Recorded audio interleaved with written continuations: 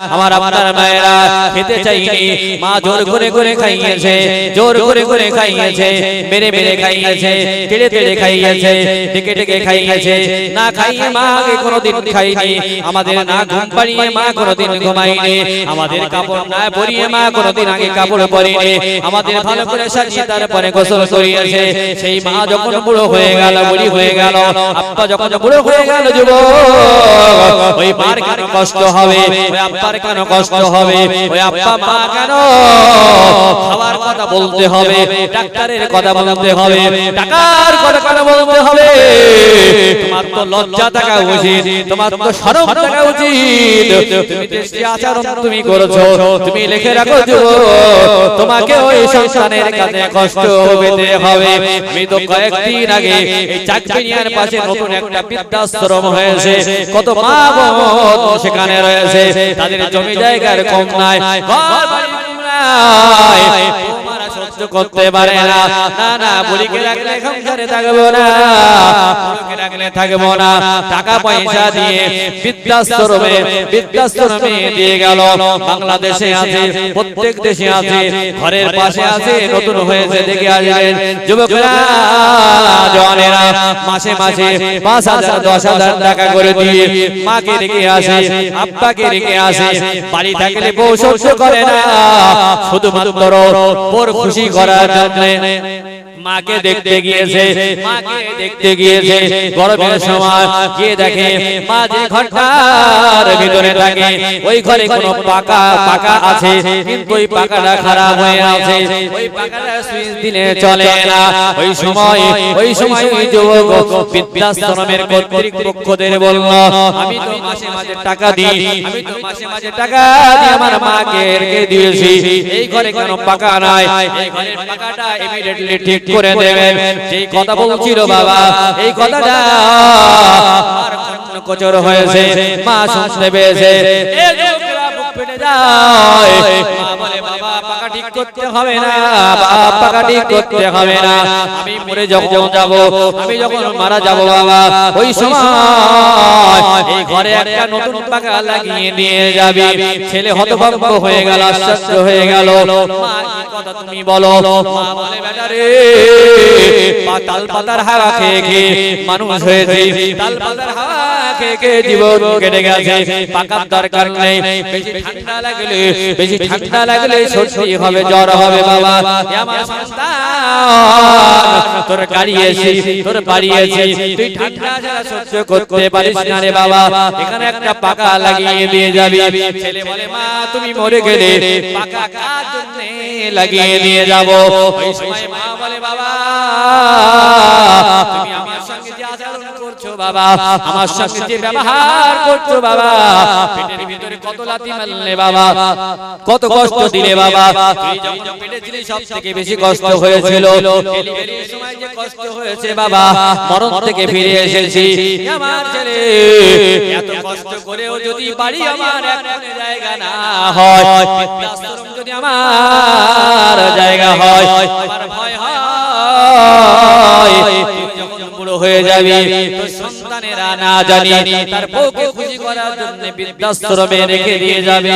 ওই জন্য বলিবা, তুই যখন বৃদ্ধাশ্রমে আসবি, তোর কাছে তো টাকা পয়সা থাকবে না, তুই পাকা লাগাতে পারবি না, আগে ভাগে পাকা লাগিয়ে দিয়ে যাবি। কারণ আমার সঙ্গে যে আচরণ করেছি, আমার তো মনে মনে হয়, আমার তো মনে মনে ইচ্ছা হয় ছেলের সঙ্গে এমন আচরণ হবে। এই যুবকেরা জওয়ানেরা মাঝে মাঝে ঘুরে আসবেন, ঢোকা ফিরি কোনো পয়সা লাগবে না, আপনি ঢুকবেন, ওই বয়স্ক মহিলাগুলো দৃষ্টি শক্তি কমে গেছে, আপনাকে দেখি জড়িয়ে ধরবে, আপনাকে দেখি জড়িয়ে ধরে মুখে চুমা দেবে, গালে চুমা দেবে, আর কাছে গিয়ে যেই দাঁড়াবেন বলবে, কেমন আছিস বাপ, বাপ কেমন আছিস বাপ, শরীর কেমন আছে, ও মা কেমন আছে, বাচ্চা কেমন আছে। ও তো চোখে আর ভালো দেখে না, চোখের দৃষ্টি কমে গেছে, যে যায় জড়িয়ে ধরে করে আদর করতে থাকে, কারণ বৃদ্ধাশ্রমে থাকতে পারে ওর মনটা নাতিপুতিদের কাছে পড়ে আছে, ওর মনটা সন্তানের কাছে পড়ে আছে, মনে করে আমার ছেলে কি খাচ্ছে, আমার বৌমা রান্না করে কি করে না, ঠিক ভাবে খাওয়া হচ্ছে কি হয় না, ওই মা বৃদ্ধাশ্রমে থেকে তোমার কথা মনে করে, সেই মায়ের কথা তুমি মনে করতে পারলে না, যে মায়ের কথা আল্লাহর নবী বলেছেন আল জান্নাতু তাহতা আকদাম উম্মাহাত, তোমাদের মায়ের পায়ে নিচে সন্তান তোমাদের জান্নাত। আমার নবীর হাদিস তোমরা মিথ্যা করে দিলে জান্নাত দিতে পারলে না। আল্লাহর নবীর দরবারে এক যুবক আসলো, ইয়া রাসূলুল্লাহ ইয়া হাবিবাল্লাহ, এই পৃথিবীর জমিনে সবথেকে কাকে বেশি মহব্বত করব? আল্লাহর নবী বললেন ক্বালা উম্মুকা, তোমার মাকে সবথেকে বেশি মহব্বত করবে। ওই যুবক আবার বলে ইয়া রাসূলুল্লাহ, পৃথিবীর জমিনে দুই নম্বরে সবথেকে কাকে বেশি মহব্বত করব? আমার নবী আবার বললেন ক্বালা তুম্মা মান ক্বালা উম্মুকা, তোমার মাকে মহব্বত করবে। আবার ওই যুবক আরেকটু কিছুক্ষণ পরে ঘুরে এসে বললেন ইয়া রাসূলুল্লাহ ইয়া হাবিবাল্লাহ, তিন নম্বরে পৃথিবীর জমিনে সবথেকে কাকে বেশি মহব্বত করব? আমার নবী আবার তিন নম্বরে ঘোষণা করলেন ক্বালা তুম্মা মান ক্বালা উম্মুকা, তোমার মাকে ভালোবাসবে। আল্লাহর নবী আমার, মায়া নবী আমার, মায়ের সম্মানটা এক জায়গায় দাঁড় করিয়ে দিলেন না, মায়ের সম্মানটা আমার আল্লাহর নবী তিন গুণ উপরে তুলে দিলেন। জোরে জোরে বলা যায় না সুবহানাল্লাহ। যুবকেরা জওয়ানেরা একটু ভাববেন, একটু চিন্তা করবেন বাবা, একটু ভাববেন, একটু চিন্তা করবেন। অনেক ছেলেরা মাকে ভালোবাসে না, আব্বাকে ভালোবাসে না। আমি চিন্তা করে দেখলাম কেন এরা ভালোবাসে না। ভালোবাসার একটাই কারণ হলো না, ভালোবাসার একটাই কারণ হলো মার মতো মিথ্যাবাদী পৃথিবীর জমিনে আর কেউ নাই। কিছু খেতে দিলে দেখবেন লুকিয়ে লুকিয়ে এনে তোমাকে খাওয়াবে। যেই বলো মা তুমি কি খেয়েছো, মা মিথ্যা কথা বলবে খেয়েছি বাবা। মা মিথ্যাবাদী, মিথ্যা বলে সন্তানকে খাওয়ায়। মা হলো সবথেকে নির্লজ্জ বিহায়া। ওই মাকে কি ভালোবাসতে মন চায়? যতবার আপনি বলবেন আমার বাড়ি আসবে না, আমার বাউন্ডারির মধ্যে ঢুকবি না, আমার খোঁজ খবর নিবি না, আপনি যেই মানা করবেন 2-4 ঘন্টা পরে ঘুর ঘুর করে একবার বৌমাকে জিজ্ঞাসা করবে, জানলার পাশ দিয়ে দেখবে আমার মসজিদ মশারি টাঙানো হয়েছে কিনা। বৌমার কাছে পিস পিস করে এসে বলবে ওর আগে দুটো কথা বলেছে আমি কিছু মনে করিনি, আমার মসজিদ দিকে একটু লক্ষ্য রাখবি। এর নাম তো হলো না, একটা অক্ষর দিয়ে লিখতে হয়, এর ভিতর আল্লাহ এত মধু এত জাদু দিয়েছে, একবার খুশি হয়ে বলা যায় না সুবহানাল্লাহ। অনেক হতভাগা কপাল ফাটা, অনেক হতভাগা নাওরা ভালো লাগে না, বাউলে পাড়া ভালো লাগে না। কারণ হলো কেউ ঘটপুকুরে গিয়ে থাকে, কেউ সোনারপুরে গিয়ে থাকে, কেউ সায়েন্স সিটিতে গিয়ে থাকে।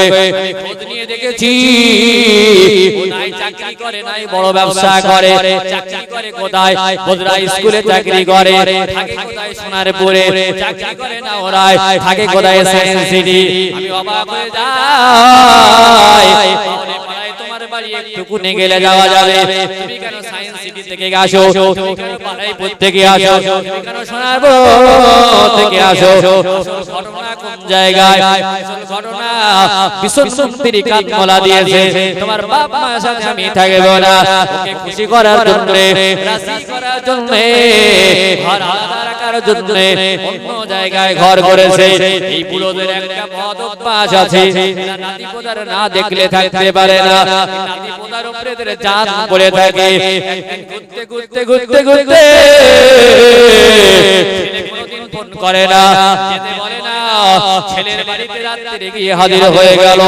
ছেলের বাড়িতে যে হাজির হয়েছে আর একটা তো সূচনাটা দেখাতে হবে, নাতি পোতার কথা খেয়াল পড়ে গেছে, থাকতে পারে না, বিবিকে না বলে গোপনে চলে গেছে। ছেলের বলে বাপ কলকাতায় দরকার এসেছিলাম, তাই তোর বাড়িতে এসেছি, একটু কোচিদের থেকে চলে যাব, সকালবেলা থেকে চলে যাব, থাকবো না। ভাই আগে থেকে স্যালেন্ডার হচ্ছে। এই ছেলেটা বাপকে ব্যবহার করে ঘরে বসিয়ে দিয়ে বিবিকে ডাকছে, তাড়াতাড়ি ওঠো, অনেক দিন পরে আমার আব্বা এসেছে, একটু রান্না বান্না করে দাও, উঠে পড়ো। বিবি রাত্রি আমি উঠতে পারবো না, দরকার হয় তুমি রান্না করে খাও। মানুষের কপালে চোখ হয়, তোমার কপালে চোখ নয়। সারাদিন খাটাখাটনি করি, একবার তুমি আমার খাওয়ার কথা বলো না। আর ভাব এসেছে, মহাব্বত উঠলে উঠেছে, আমি রান্না করতে পারবো না। ঠেকে ঠেকে মেরে যদি ফেলে দাও, মেরে যদি মেরে ফেলো, তোমার বাপের আমি রান্না করতে পারবো না। ওই পুরোটা আবার জ্বালাতে এখানে চলে এসেছে, সংসার ভাঙাতে এসেছে, সংসারের অশান্তি করতে এসেছে।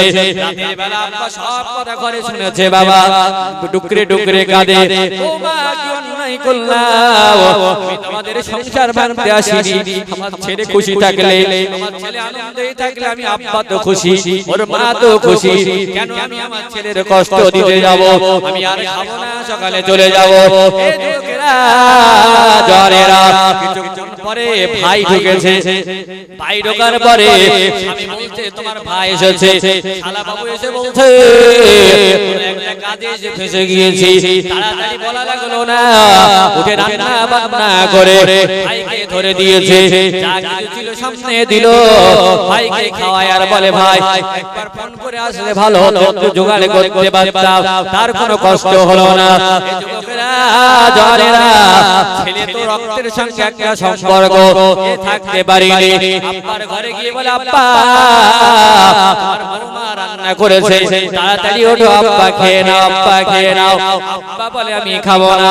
এই বলে আব্বা খাও, আব্বা বলে আমি খাবো না।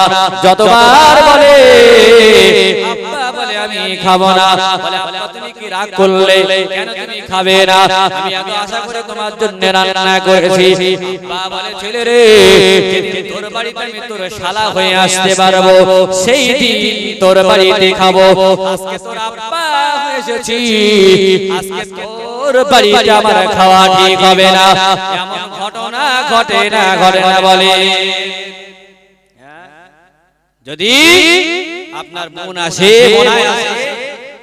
তখন এদের গা জ্বলে যায়, বাজার করতে কষ্ট হয়। মানে শালা আসলো, শালি আসলো, ভাইরা ভাই আসলো, রুটিন করে করে পালা করে করে এই এক বাজার হচ্ছে, কি খাবে বল জিজ্ঞাসা করছে। আর যে মানে স্বামী বোনটা এসেছে, যে এসেছে আর যেতে যায় না, জ্বালাতে এসেছে, জ্বালাতে এসেছে। একবার মুরগির মারে, একবার হাঁসের মারে, একবার বিড়ালের ধরে মারে, একবার বাচ্চার ধরে ঠ্যাঙায়। পরিষ্কার ডাইরেক্ট বললে তো অসুবিধে ঝামেলা। স্বামী আবার বেতন বেতন দেয় কিনা, ডাইরেক্ট না বলে রাগ দেখাচ্ছে, একবার হাঁড়ি ছুঁড়ে ফেলে দিচ্ছে, রান্না দেরি করছে। ও বলতে চাই তোমরা তাড়াতাড়ি কেটে পড়ো, তাড়াতাড়ি কেটে পড়ো। অবাক ব্যাপার, ভাবতে অবাক লাগে, চিন্তা লাগে। এই মন মানসিকতার জন্য, এই ছোট মনের জন্য বেশিরভাগ মেয়েরা জাহান্নামে, বেশিরভাগ ছোট মনের কারণে। এ যখন স্বামীর কোন আত্মীয় আসে, এদের খুব বুক ফেটে যায়, কলিজা ফেটে যায় খাওয়া দিতে, রাধা দিতে, টাকা দিতে এদের কষ্ট লাগে। কথা বলেন ঠিক না বেটি? ভুল বলছি আপনাদেরকে? আল্লাহ আমাদের মাদেরকে হেদায়েত করেন, সকলে বলেন আল্লাহুম্মা আমিন। মাদের ভালোবাসবেন। একজন কসাই মায়ের সেবা করে মুসা নবীর সঙ্গে জান্নাতে একই ঘরে থাকার জায়গা পেয়ে গেলেন, জানেন না? বলেন না সুবহানাল্লাহ। দরুদ আল্লাহুম্মা সাল্লি আলা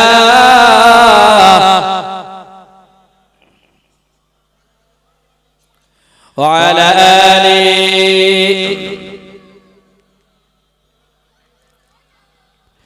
বলি আজ সবারে শুনে একটু যাও, যদি সঠিক হয় আমলে লাগাও, যদি তোমার ছাল তুলে তোমার মায়ের জুতা করে দাও, এক ফোঁটা দুধের শোধ হবে না তাও, মায়েরই মর্যাদা, মায়েরই মর্যাদা দিয়েছেন আল্লাহ।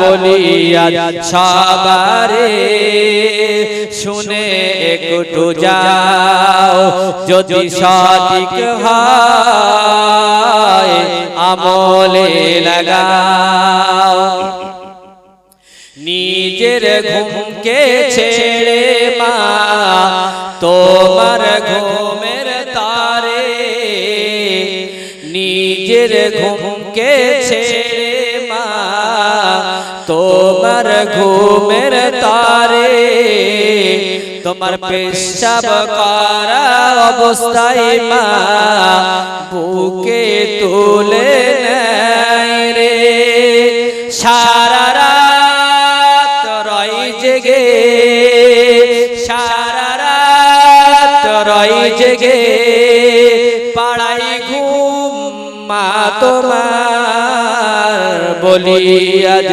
সবারে শুনে একটু যাও যদি সঠিক হয় আমলে লাগাও দুধ মায়ের তরে মরণ বীজি মাতার পাকড়ি খুলে দুধ মায়ের তরে মরণ বীজি মাতার পাকড়ি খুলে বিছিয়ে দিলেন মরণ বীজি পাক পাকড়িটি মেলে আমিনুল বুঝে নাও আমিনুল বুঝে নাও ওই মায়ের কি কদর বলি আজ সবারে শুনে একটু যাও যদি সঠিক হয় আমলে লাগাও আল্লাহুম্মা সাল্লি আলা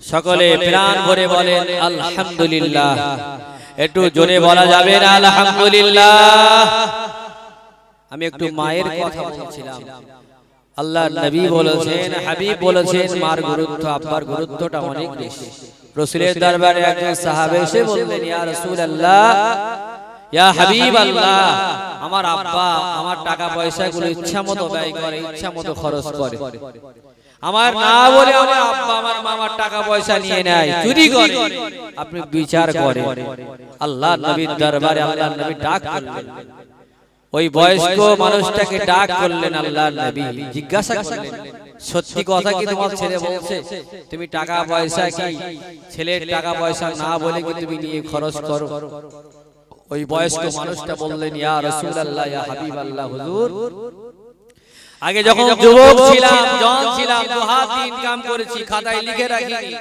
ছেলের জন্য ইচ্ছামতো ব্যয় করেছি খরচ করেছি এখন আমি দুর্বল হয়ে গেছি অসহায় হয়ে গেছি যখন সবল ছিলাম ইচ্ছামতো ব্যয় করেছি এখন দুর্বল ইনকাম করতে পারি না একটু চা খাওয়ার প্রয়োজন হয় একটু নাস্তা করার প্রয়োজন হয় একটু পান খাওয়ার প্রয়োজন হয় ইয়া রাসূলুল্লাহ না বলে মাঝে মাঝে কিছু টাকা পয়সা নিয়ে ফেলি 5 বাকারি বিক্রি করে ফেলেছি ইয়া রাসূলুল্লাহ ছেলের জিনিস না বলে নিয়ে ফেলেছি আপনি বিচার করেন যে সাজা দেন সেই সাজা নেব আল্লাহর নবী মায়ের নবী বললেন এ শুনে নাও এ যুবক জেনে নাও তোমার সম্পদ তোমার টাকা পয়সা যা কিছু আছে সব কিছু তোমার পিতা মাতা পৃথিবীর যত পিতা মাতা আছে সন্তানের টাকা পয়সা যদি না বলে খরচ করে এটা চুরি হবে না ডাকাতি হবে না বাপ মায়ের জন্য আমি রাসূলুল্লাহ জায়েজ করে দিয়ে গেলাম একটু খুশি হয়ে বলেন না সুবহানাল্লাহ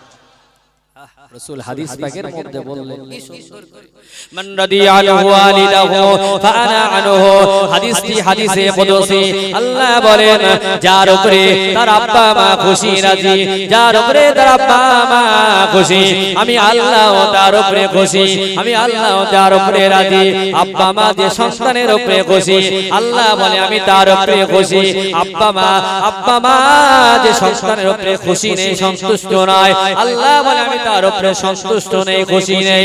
আব্বা মাকে খুশি করো, আব্বা মাকে খুশি করো, আমি আল্লাহ খুশি হব।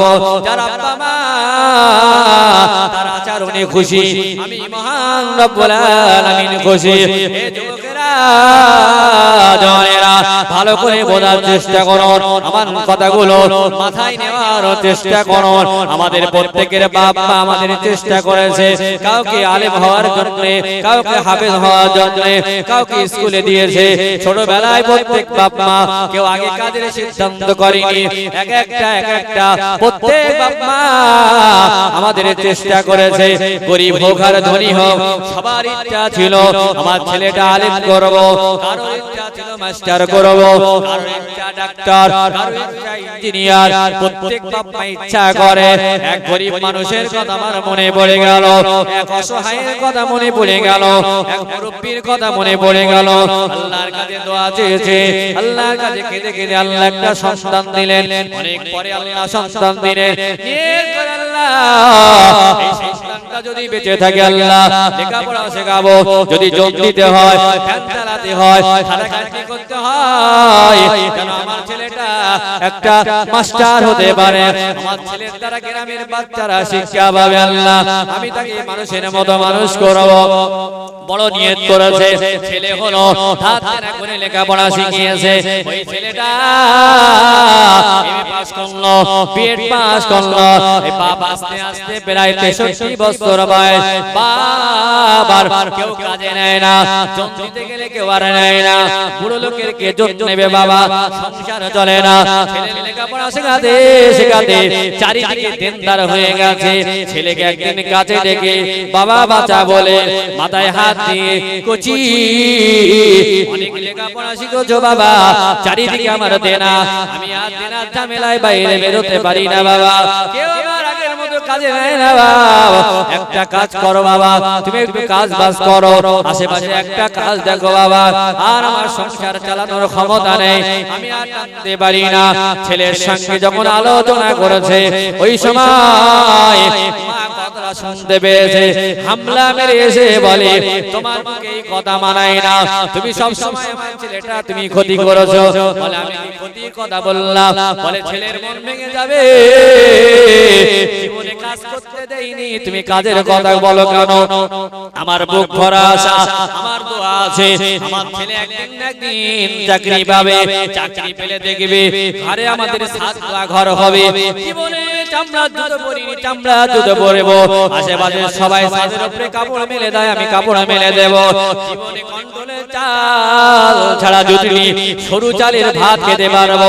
ছেলে একবার চাকরি পেলে দেখতে পাবে, কাজে দিও না, তোমার পায়ে ধরি, পড়াশোনা নষ্ট হবে। দেনা হয় হোক রে বাপ, তুই লেখাপড়া কর, লেখাপড়া কর। পেপারে বিজ্ঞাপন দিয়েছে, চাকরির পরীক্ষায় বিজ্ঞাপন দিয়েছে। মা সাথে বলে মা অনেক টাকা খরচ হবে মা। মা বলে বাবা তুই চিন্তা করিস না, সংসারের চিন্তা তোরে করতে হবে না। দুজনা বুড়ো বুড়ি ঘরে দৌড় দিয়ে যুক্তি করে, কাল থেকে একটানা রোজা রাখবো, দুপুরে খাবো না, দুপুরে খাবো না, সন্ধ্যাবেলায় পানি দিয়ে ইফতার করবো। মানুষ খেয়ে মরে না খেয়ে মরবে না, যে টাকাটা বাঁচবে রেখে দেবো, রেখে রেখে রেখে রেখে যে টাকাটা হয়েছে, ছেলের পরীক্ষার ফিস দিয়েছে বাবা, চাকরির পরীক্ষায় উত্তীর্ণ হয়েছে, পাস করে গেছে বাবা, চাকরিও পেয়ে গেছে বাবা। ছেলেটা শহরে চলে যায় বাবার দোয়া নিয়ে, শহরে গিয়ে ছেলেটা ঘর ভাড়ায় থাকতে থাকতে যে বাড়িতে থাকে ওই বাড়িতে একটাই মাত্র মেয়ে, তার কোনো ছেলে ফিরে কিছুই নাই, একটা মেয়ে বাড়ি ঘর ভাড়ায় থাকে। ছেলেটা লাখ লাখ দেখে মাস্টারি দেখে বাড়িওয়ালা প্রস্তাব দিয়েছে, ওই ছেলেটার মেয়েটার সঙ্গে বিয়ে হয়ে গেল। এই ছেলেটা চিন্তা করে আমি যদি বিয়ের সময় মার কথা বলি, আব্বার কথা বলি, এই মডার্ন মেয়ে মেনে নেবে না, শ্বশুর শাশুড়ি মেনে নেবে না, না চাওয়া এত সম্পত্তির মালিক সব আমি পেয়ে যাব, পরে আব্বা মাকে বলবো কত কোনো সমস্যা থাকবে না। এই যুবকেরা জানেরা যাওয়ার পরে মার কথা খুব মনে পড়েছে। বিবিকে বলে বিবি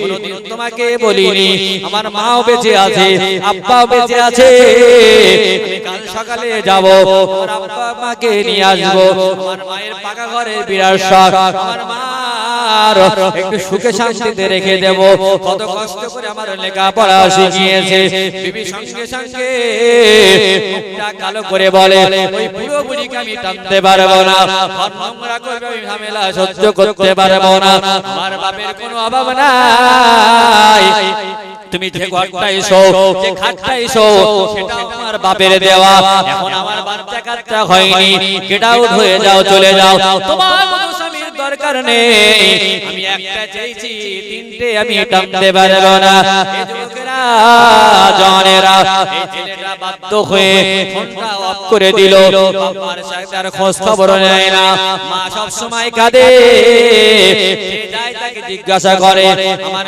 শফিকুলকে কি তোরা দেখেছিস আমার ছেলেকে কি তোরা দেখেছিস কেউ শহরের খবর বলতে পারে না ঠিকানা কেউ বলতে পারে না আমাদের বাড়িতে বসে বসে বসে বসে আল্লাহ দরবারে কাঁদে আল্লাহ আল্লাহর বিরিয়ানি খাওয়ার শখ নেই আল্লাহ খাটে শোয়ার শখ নেই আল্লাহ বেনারসি শাড়ি পরার শখ নেই আল্লাহ আল্লাহ আমার কোচি যেখানে আছে আল্লাহ আল্লাহ তুমি ভালো রেখে দিও শান্তিতে রেখে দিও আল্লাহ চাকরিটা বজায় রেখে দিও আমার কোচির কষ্ট হলে আমার কানে কোনোদিন আসলে আমি মা সহ্য করতে পারবো না নামাজ পড়ে ছেলে দেখে না সংসার চলে না ওষুধ কিনতে পারে না কিন্তু ছেলের জন্য প্রত্যেক দিন দোয়া করে এই বুড়োটা সহ্য করতে পারে না বলে ছেলের কথা মুখে আনলে তোকেও ভিটে ছাড়া করবো ওর কথা মুখে আনিস না আজ 25 বছর লেখাপড়া শেখালাম মাস্টারি হয়ে গেল ওই নেমো হারাম ছেলে আমাদের খোঁজ নেয় না দোয়া করিস কেন ওর কথা মুখে নিয়ে আসবি না সামনে হয়তো বড় কথা বলে আপনাকে গিয়ে ঝরঝর করে কাঁদে বাবা তোর কাছে কি অপরাধ করেছে রে বাবা এইভাবে সংসার চলে 1 বছর পার হয়ে গেল 2 বছর পার হয়ে গেল কাঁদতে কাঁদতে ছেলের সঙ্গে কাঁদতে কাঁদতে কাঁদতে কাঁদতে চোখের জ্যোতিটাও কমে গেছে ব্রেনটা কমজোর হয়ে গেছে তুমি কষ্ট চলে এসেছে প্রত্যেকদিন ওষুধ না খেলে ভালো করে দম টানতে পারে না এই যুবকেরা ওষুধ কিনবে কোথা থেকে টাকা পয়সা তো নাই পুরোপুরি আলোচনা করে কেউ আর কাজে লাগে না চারিদিকে দেনা দোকানে আর যায় না কি করব বল বলে একটা কাজ করো একটা রিকশা কিনলে হয় একটা রিকশা কেন একটা ছাগল ছিল বিক্রি করে দিয়ে বাবা একটা পা রিকশা ভাঙা চোরা কিনেছে ওই রিকশা নিয়ে চালাতে যাবে সকালবেলা নিয়ত করেছে 30 টাকা 50 টাকা যা হবে আমাদের চলে যাবে আমাদের তো ভালো কিছু প্রয়োজন নাই যেই সকালবেলা বার হয়েছে পিছন দিক থেকে বিবি হাত ধরে বলে কোথায় তুমি যাবে বলে রিকশা চালাতে যাব বলে না আমি তোমার রিকশা চালাতে যেতে দেব না বলে তুমি তো রিকশা কিনতে বললে রিকশা কিনেছো ভালো হয়েছে দিনের বেলা চালাতে দেব না দিনের বেলা যখন তুমি রিকশা চালাতে যাবে লোকে দেখেই বলবে সেই মাস্টারের আব্বা শফিকুলের আব্বা ছেলে জন্ম দিল বাপ্পাকে দেখে না মাস্টার হয়েও কোনো লাভ নাই আমার ছেলের গালিগালাজ করবে আমার ছেলেকে ছোটখাটো করবে না আমার ছেলের খাটো করতে দেব না ছোট হতে দেব না কোনোদিন গালে চড় মারিনি কোনোদিন গাল দিয়ে কথা বলিনি না না না না সন্তানকে খাটো হতে দেব না তোমার পায়ে ধরি তুমি দিনের বেলা যেও না শুনে না জোর করে ধরে রেখেছে রাতের বেলা করে যাবে রাতের বেলা সারা রাত রাস্তায় লোক চলে সারা রাত এখন গাড়ি চলে বিপদে পড়ে একটা যা ভাড়া হবে তাতে আমার আল্লাহ চালিয়ে দেবে আমার কোচির যেন কোনো বদনাম না হয়ে যায় কেউ যেন বুঝতে না পারে এই যুবকেরা জওয়ানেরা বাড়ি ধরেন বদরায় যেতে হবে এখানে না গিয়ে রাতের অন্ধকারে ঘটপুকুরে গিয়ে দাঁড়িয়ে থাকে দূরে গিয়ে দাঁড়িয়ে থাকে লোকজন চলে গেলে আবার বদরায় এসে দাঁড়ায় এইভাবে দিন কেটে যায় 1 দিন 4 দিন কোনো দিন হয় কোনো দিন হয় না ওদিকে মা আস্তে আস্তে একেবারে দুর্বল হয়ে গেছে ওই ছেলেটা শহরে ঘুরতে ঘুরতে গ্রামের একজনের সঙ্গে দেখা হয়েছে তাকে জিজ্ঞাসা করে আমার মা কেমন আছে সে বলে তোর মা মনে হয় আর বাঁচবে না তোর মা বিছানায় বিছানায় পড়ে আছে, তোর মা বিছানায় পড়ে আছে, যা যা যা তোর মতো হতভাগা একবার গিয়ে মাকে দেখে আয়। আল্লাহ জানিয়েছেন ওয়াসাইনাল ইনসানা বিওয়ালিদাইহি ইহসানা, মা তোর জন্য কত কষ্ট করেছে, কষ্টের পর কষ্ট করেছে, যা একবার দেখে আয়, আর হয়তো জীবিত মুখ দেখতে পাবি না। ওই ছেলেটা ওকে না বলে যেতে দেবে না বলে রাতে বেলা লুকিয়ে লুকিয়ে লুকিয়ে লুকিয়ে লুকিয়ে লুকিয়ে রাতের বেলা বাড়ি আসছে। বাবা বাড়িতে আসবে রাত 12টা 1টার দিকে, যখন 12টা 1টার দিকে যখন নেমেছে, নামার পরে দেখে আশেপাশের দোকান আর কিছু খোলা নাই, সব বন্ধ হয়ে আছে, কিন্তু একটা রিকশাওয়ালা একটা আলো জ্বালিয়ে দূরে দাঁড়িয়ে আছে। বুঝতে পেরেছে কোন রিকশাওয়ালা হবে, দিয়ে বলে রিকশাওয়ালা এইদিকে আয়। সঙ্গে সঙ্গে আব্বা বুঝতে পেরেছে বাবা 10 বছর 20 বছর পরেও যদি ফোনে আপনি কথা বলেন, আপনার আব্বা বুঝতে পারবে, আপনার মা বুঝতে পারবে, আল্লাহ কি কানেকশন করে দিয়েছে। আব্বা বুঝতে পেরেছে আমার স্যার বাড়ি এসেছে, আমার মাস্টার বাড়ি এসেছে, পাগলের মতো হয়ে ঘন্টা নিয়ে রিকশাটা নিয়ে ছেলের সামনে আমি পরিচয় দেব না, পরিচয় দেব না, সামনে এসে দাঁড়িয়ে আছে। জিজ্ঞাসা করে কোথায় যাবে, বলে ওই শান্তিপুর গ্রামে যাব। কার বাড়িতে যাব, বলে চলো রাস্তায় গিয়ে বলবো। রিকশাওয়ালার অত প্রয়োজন কিসের, আমার তাড়া আছে, সকালে ফিরতে হবে, তাড়াতাড়ি করে চলো। বাবা 2 দিন 3 দিন ভালো করে খাওয়া নেই বাবা, বয়স্ক মানুষটা খারাপ রাস্তা দিয়ে ভ্যানটা টানতে পারে না, রিকশাটা টানতে পারে না, 2 পা 4 পা গিয়ে আবার নেমে যায়, আবার ওঠে আবার নামে। এই ছেলেটা পিছন দিক দিয়ে ধাক্কা মেরে বলে তাড়াতাড়ি তাড়াতাড়ি করে চালাও, আবার কিছুক্ষণ পরে ধাক্কা মেরে বলে তাড়াতাড়ি করে চালাও, বারবার ধাক্কা দেয়, কোনো কথা বলে না, কোনো কথা বলে না, কেঁদে কেঁদে কেঁদে কেঁদে দাঁড়িয়ে টুপিয়ে টুপিয়ে পানি পড়ে। এই ছেলেটা যখন রিকশা চালাতে পারে না, বলে রিকশা চালাতে পারো না, রিকশা নিয়ে কেন বার হলে? এই মানুষটার বড় লোভ দেখছি, এই বুড়ো বয়সে রিকশা নিয়ে বার হয়েছে। এই হতভাগা তোর কি কোনো ছেলে নাই, তোর কি কোনো সন্তান নাই? এই রাতের বেলা রিকশা নিয়ে পাঠিয়ে দিয়েছে। আব্বা কোনো কথা বলেন না, আব্বা কোনো উত্তর দেন না। এই যুবকেরা জানে নারে তাকবীর, নারে তাকবীর। পীর সাহেব হুজুর কেবলা, পীর সাহেব হুজুর কেবলা মুজাদ্দিদ